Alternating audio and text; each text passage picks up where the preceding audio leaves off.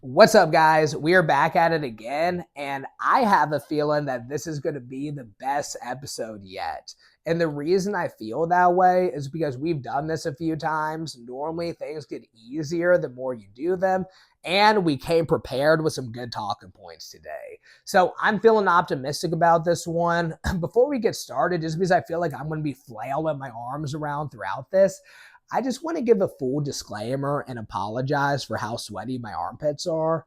I guess I get nervous whenever I'm on camera and I couldn't stop sweating and I didn't feel like changing my shirt a bunch of times. So we're just going to roll with this. And hopefully the more we do this, we find a way around sweating so much. But yeah, so to get started, it's a goal of mine to talk about more spiritual stuff on this channel. So I think a good place to start will be explaining the difference between the Old Testament and the New Testament. Because if you're just getting into the Bible for the first time, this thing can be confusing. It is one big book that is composed of 66 different books that are written by all different people in different parts of the world at different times, and they somehow connect together. The only problem is that these books aren't even written in the same way. Some of them are poetic books, some are historical books, some are prophetic books. So if you're diving into this for the first time, it could be difficult to know where to start or what you're getting yourself into. So in regards to the question, what is the difference between the Old Testament and the New Testament? So the Old Testament is what takes place before the life of Christ. So before Christ was born, the Old Testament is everything that happens before that. The New Testament is the life of Christ and what happens after the death and resurrection of Jesus. So pretty much one thing you hear a lot is Christians will say something along the lines of, we don't live in the Old Testament anymore, we live in the New Testament. Or even you'll hear people go as far as to say the Old Testament doesn't really matter. Some Christians won't even read the Old Testament. And at the end of the day, I wouldn't say this is necessarily like a salvific issue or anything like that, but there is a lot of good stuff in the Old Testament. So it's important to understand why it is still relevant today. So to get started, just to, yeah, a good place to get started with this one is, so first of all, whenever Jesus was doing his ministry, he made it very clear. He did not come to do away with the law. He came to fulfill it. So what exactly is the law? So the law for them, it's not the law as in we think of it today, like go the speed limit, do this, don't do that. The law is the teachings of Moses, and the teachings of Moses are the first 5 books in the Bible: Genesis, Exodus, Leviticus, Numbers, and Deuteronomy. And all throughout those, there's a bunch of like random teachings in there. That's where the 10 Commandments are, and all of the other righteous requirements of the law. So there's some good stuff in there, like, hey, don't murder, don't commit adultery. We know those are sin, not to do those, but there's also some stuff in there that we as Christians do today. It says, don't get tattoos, don't eat pork, don't eat shellfish, a bunch of random stuff that seems like it doesn't apply to us today. Keep in mind, it says you can't get tattoos. I'm a dude covered in tattoos talking about how the Old Testament's still relevant. So bear with me. So pretty much, what did Jesus mean when he said, I did not come to do away with the law, but fulfill it? So pretty much, and they talk about this more in the New Testament in some of the epistles, the letters that the apostles wrote. So whenever the law was first given to the Israelites, they didn't really view it in the way they should have. So, and a good parallel for this is jujitsu for me. So sometimes whenever you're new to something, you think you know how it works and you think you know everything, but then you realize you know nothing when someone makes a simple correction. So pretty much whenever I first started doing jujitsu, the first submission I got, I thought it was a Darce. So I remember, I'm like, yeah, dude, I'm getting pretty good at Darces. I'm Darcing everyone. And I will never forget it.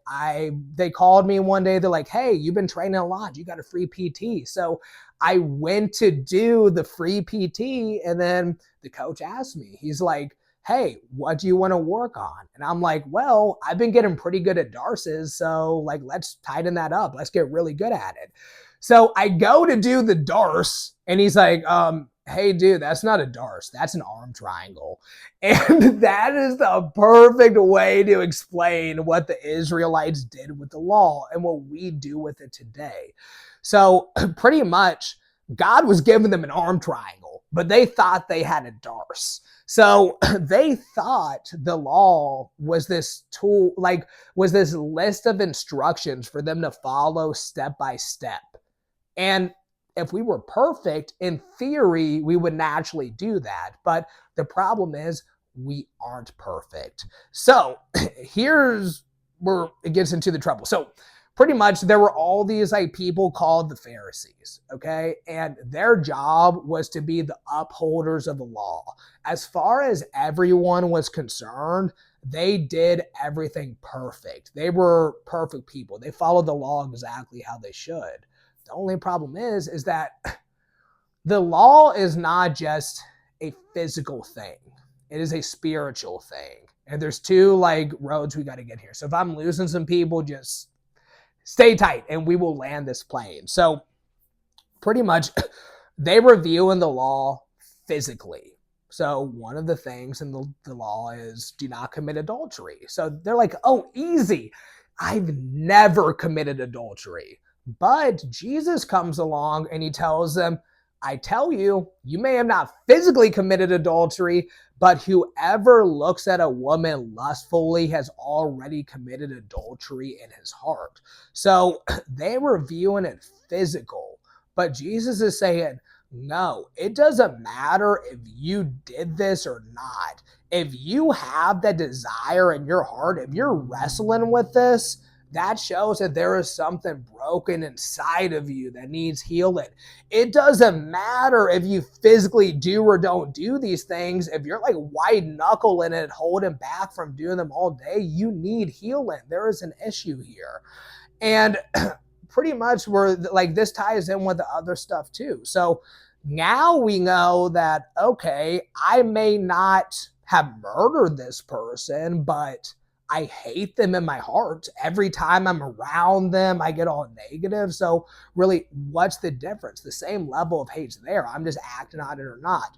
A good example C.S. Lewis uses in his book, Mere Christianity, to explain this is he compares it to rats in a cellar. Okay, so if there's a cellar and it's infested with rats, if you knock on the door before you open it, you aren't going to see any rats there. And that's kind of what these religious people were like. They're like, okay, I have all this stuff I'm wrestling with. I'm just going to pretend I'm not and pretend like I'm the perfect person and everyone will see me as that. But really the rats are still there. What C.S. Lewis says is how we act on impulse. That shows what's really inside of us. So that would be us opening that door to the cellar without knocking on it first. You open it without warning, you're going to see stuff everywhere. And that's the brokenness inside of us that Jesus wants to see. So aside from the stuff like committing adultery, murder, all that crazy stuff, there's all these other righteous requirements of the law, because we know the big ones, but we also got to think about this too.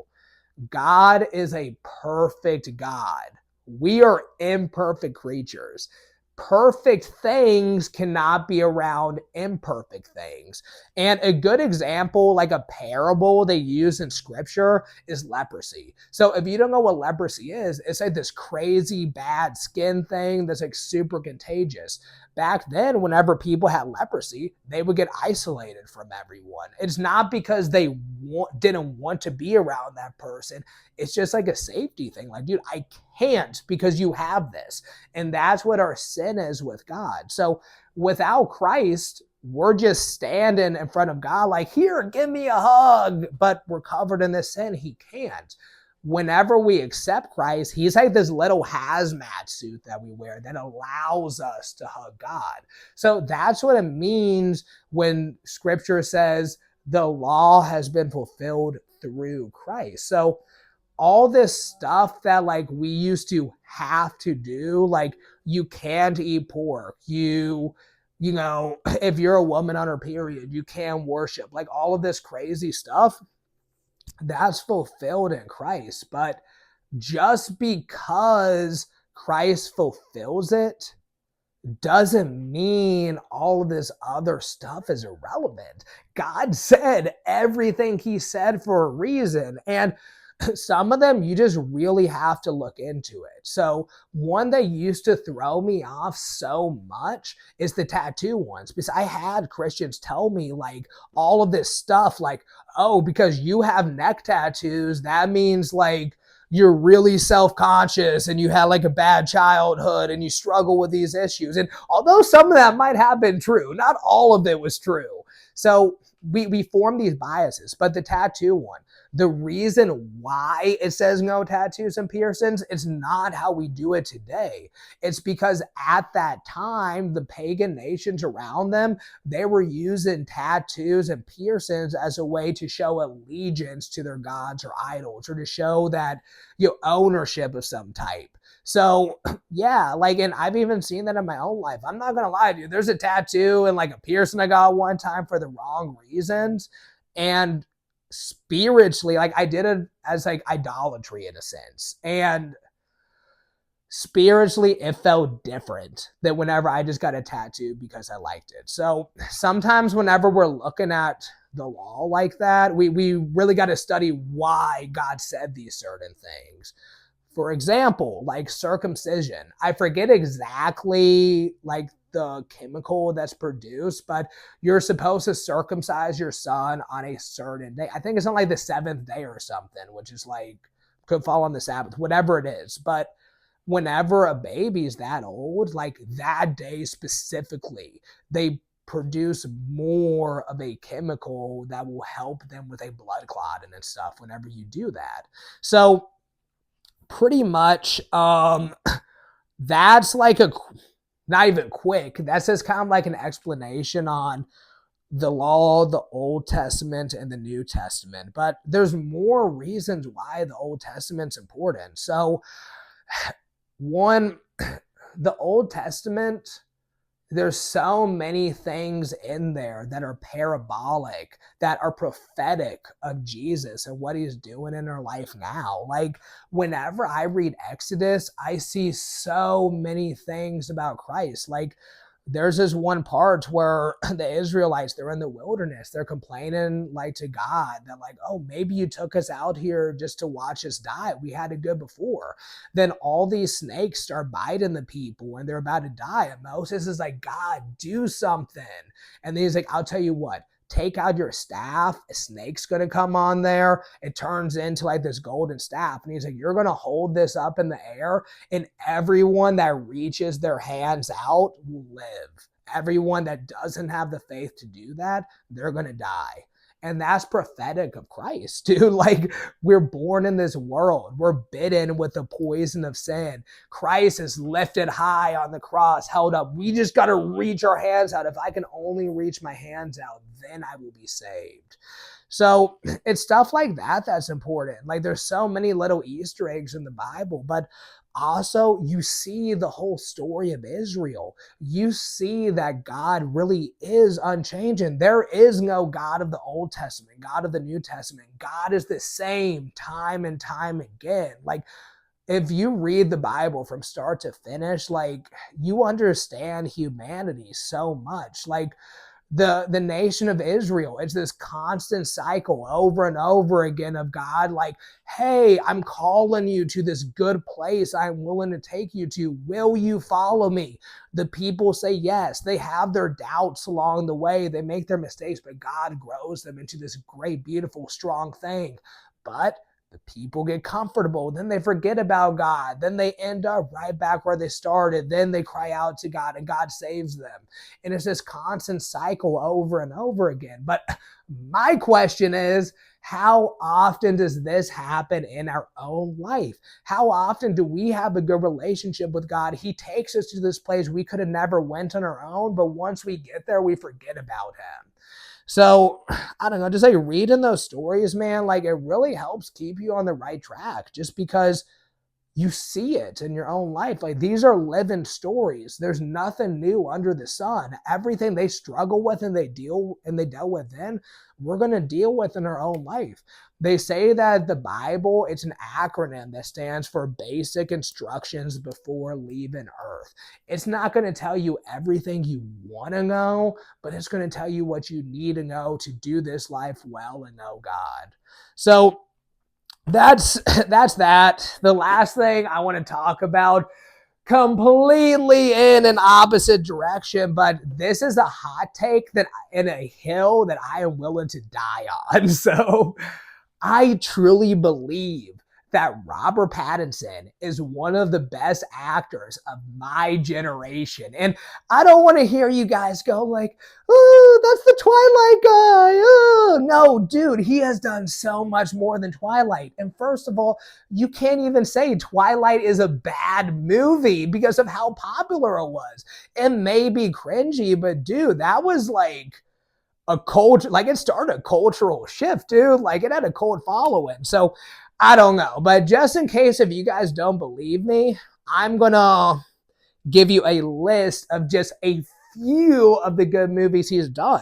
Dude, I would go as far as to say that Robert Pattinson is comparable to a Brad Pitt or a Leonardo DiCaprio like 20 years ago or something, but I don't know. So as far as movies, he was in The Batman, dude. I watched that movie last night. That's what really got me thinking about this. I'm like, oh my goodness, this dude is such a good actor.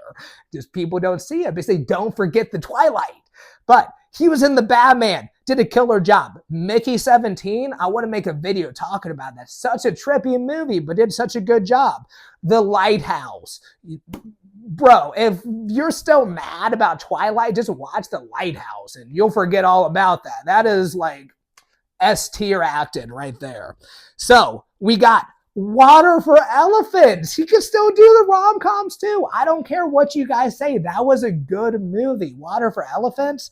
And then we got Twilight. Again, I mentioned this earlier. It may be cringy. You might not like it, but they did something right. Dude, even I bought into the Twilight stuff. In 6th grade, I remember I was walking around with the book.